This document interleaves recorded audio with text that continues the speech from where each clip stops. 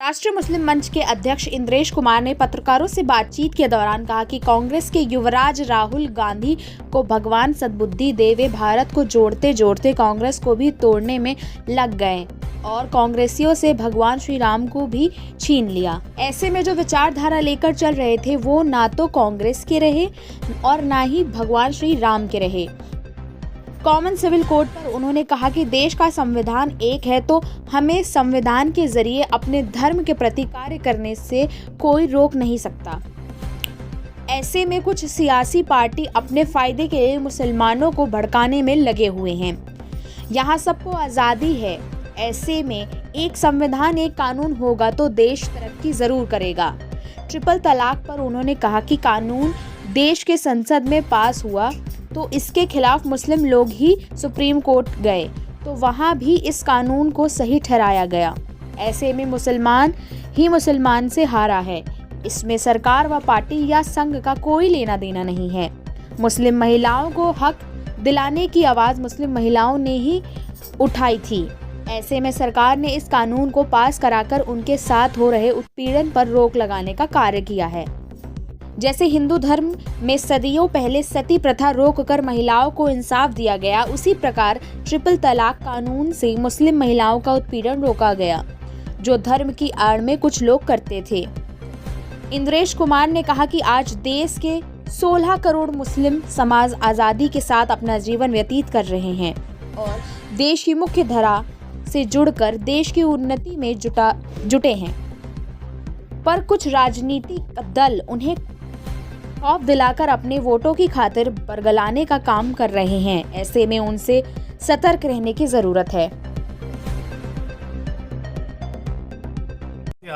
ऐसा है कि ट्रिपल तलाक को लेकर कोई गलतफहमियां नहीं थी।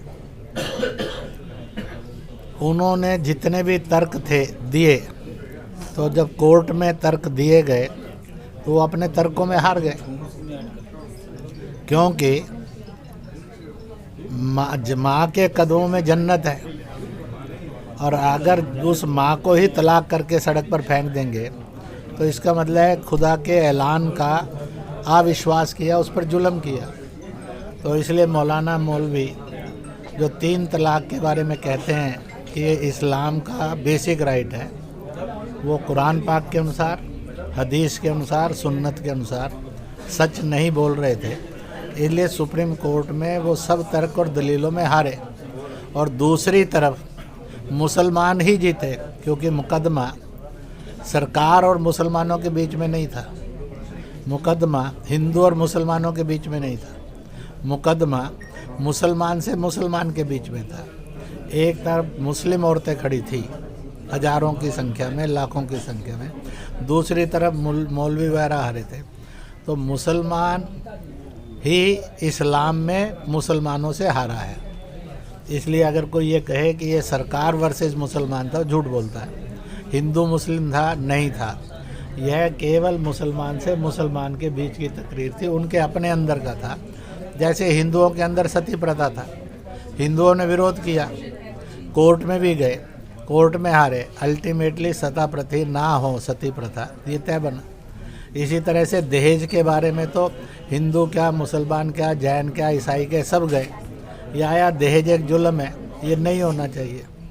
तो इसलिए हम ये जो 3 तलाक है, it is not a matter between Hindu and Muslim, it is not a matter between Hindu and court, it is not a matter between the maulana and party, it is purely a matter between Muslim ladies and maulana. तो मौलाना क्यों हार गए supreme court के अंदर? इसलिए वो दुखी और नाराज़ हैं। तो हराया किसने? मुस्लिम महिलाओं ने। हराया किसने? कुरान शरीफ ने। हराया किसने उनको? जो सुन्नत है और हदीस ने। तो इसलिए उनको भगवान सद्बुद्धि दे, वो भारत जोड़ते जोड़ते कांग्रेस को भी तोड़ने में लग गए। बेचारे कांग्रेसियों से राम ही छीन लिया उन्होंने। तो मैं प्रभु से प्रार्थना करूंगा कि नहीं था। कॉमन सिविल कोड इसी तरह से इस देश के अंदर आज हम एक संविधान के साथ जी रहे हैं कि नहीं जी रहे हैं? तो इसकी हाय तौबा मचाना कौन सी प्रॉब्लम है? आज मुझे बताओ कि हमारा संविधान कौन सा भेदभाव कर रहा है? क्या हिंदू को वो अपना जन्मदिन मनाने से रोकता है? क्या विवाह करने से रोकता है? क्या भाषा से रोकता है? हमें तो नहीं रोका उसने आज तक। तो वो जैनियों को भी नहीं रोका, ब्रह्म कुमारियों को भी नहीं रोका, ईसाइयों को भी नहीं रोका, परंतु कुछ लोग जानबूझकर मुसलमान को केवल भड़काते हैं। आप बताओ, एक 14, 15, 16 करोड़ मुसलमान ये कहे कि मैं आज सुरक्षित होऊंगा, वो थोड़े से, सारे मुसलमान भी साथ में नहीं हैं। बाकी सब धर्मों में से कोई ये नहीं कह रहा कि एक संविधान, एक कानून नहीं होना चाहिए। अगर कह रहे होते तो आवाज़ आती ना उनकी भी, क्या आई?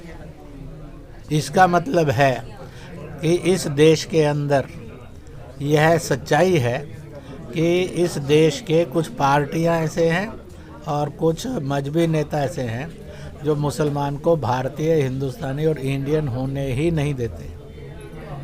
उसको अलग से मुसलमान रखकर भयग्रस्त करते हैं, भड़काते हैं, गलत रास्ता दिखाते हैं।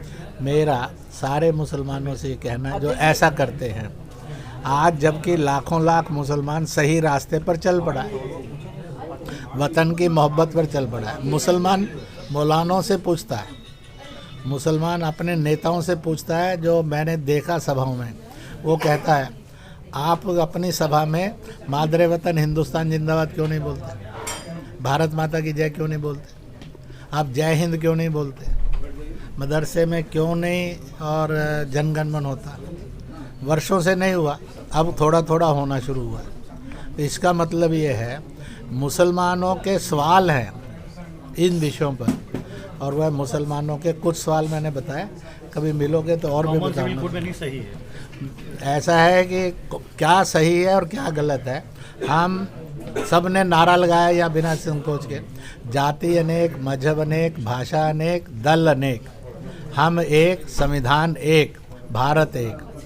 लगाया कि नहीं लगाया? लगाया कि नहीं लगाया? लगाया कि नहीं लगाया? देखिए, एक सवाल मेरा है, आप भी भारत जोड़ने की बात कर रहे हैं, राहुल गांधी भारत एकता जोड़ने की बात कर रहे हैं, क्या अंतर है दोनों लोगों में? ऐसा है कि दो बातें हैं। पहली बात,